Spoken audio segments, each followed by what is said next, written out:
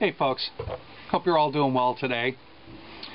I'm going to make what may turn out to be a somewhat incoherent and unfluid video. I want, or if I could, I'm asking, if those of you out there who are concerned about other people's sexual preferences, sexual behavior, I want to ask you guys why you care so much about it. Why you go out of your way to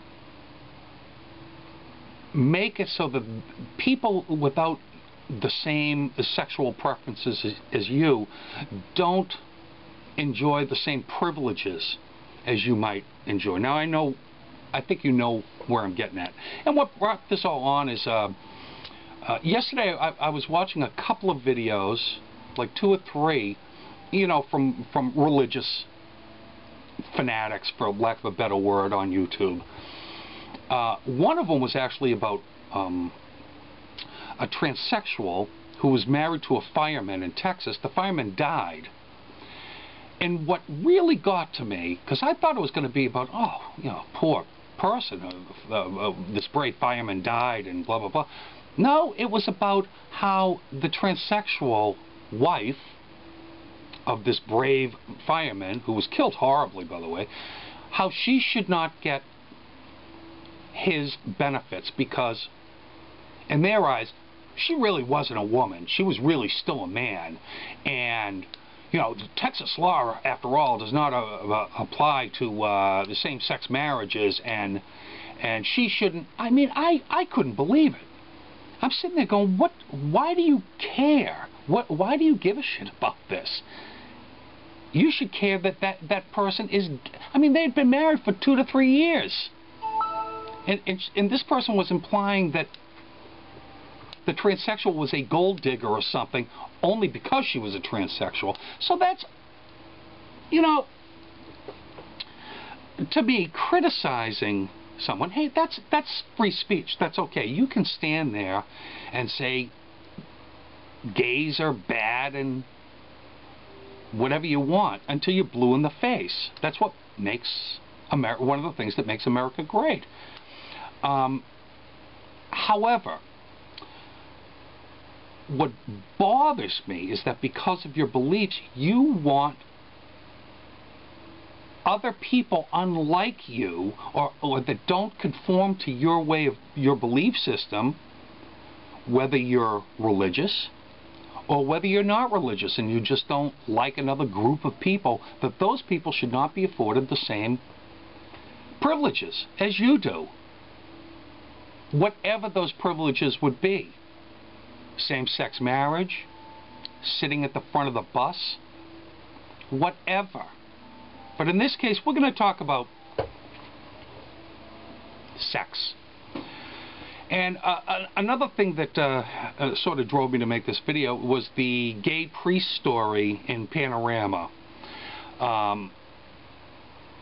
which I don't care if priests are gay. I want to get that straight. I personally don't care. I don't care if all priests in the world are gay. I don't care if they're not gay.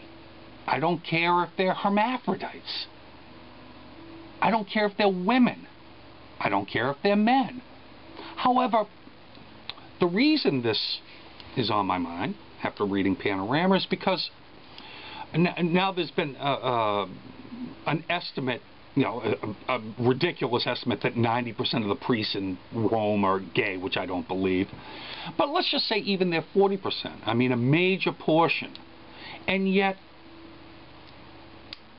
these priests go up on a pulpit. They're in a position of power over people, persuasion over people, stating the evils of a certain sex practice, a certain sexual preference, even a certain lifestyle among adults, among consenting adults, that it's wrong, blah, blah, blah, blah, and then 2 hours later, you know, they're off.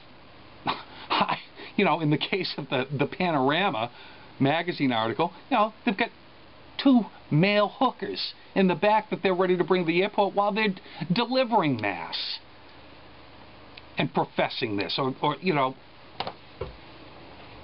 I don't get it. I mean, I understand why the church does that. It's so, you know, people can procreate and there can be more money coming into the church from a lot. I mean, let's face it, that's what it's about. But you people out there, forget the church and forget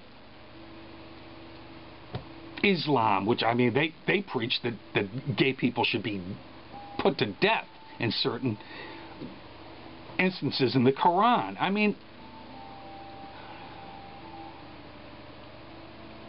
I always thought that books like the Bible and the Quran, which I've read both, believe it or not, that they were sort of manuals if you choose to follow them as manuals, kind of like the Boy Scout Manual, which is another Christian book anyways. And I don't mean to whack down on Christians. You guys can believe anything you want. But why don't you see those as manuals to live your own life and leave everybody else alone? I mean, why do you care? Why do you care who I have sex with? Why do you care how I have sex with the person or people that I choose? I mean, why do you care if I masturbate or if I don't masturbate? I just don't get it, folks. I really don't. If any of you have an idea as to why people do that, or if you're a person that does that, if you're a person that says, you know something, Chuck, your friends Steve and Gary should not be able to have vows under law so that they are afforded the same privileges as I am with my wife. Why do you do that? I honestly do not understand it. So, you know, if you feel that way, don't marry a man. Or if you're a woman, don't marry a woman. Or if you don't think you're supposed to have anal sex, don't have anal sex. Or if you don't think you're supposed to masturbate, don't masturbate. Or if you want to preach to people as a priest that all of the aforementioned is horrible, then don't be a priest. I don't know if that came out right. I think you get the gist of what I'm trying to say. You know, if you don't like my lifestyle, if you don't like my sexual preference,